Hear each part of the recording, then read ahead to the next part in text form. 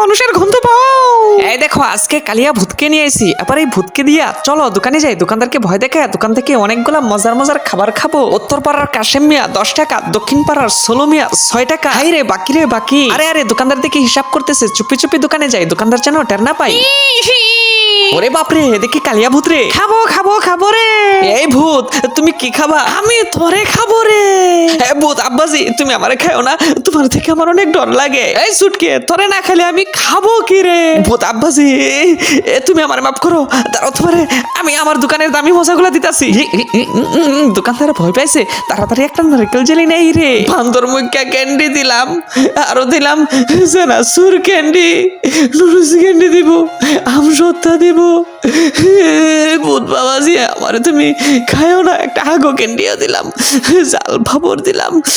এই যে নাও ভূত আব্বাজি তোমার মজাগুলা নিয়ে যাও তাড়াতাড়ি। এবার তুই তোর চোখ বন্ধ করে পিছন ফির রে।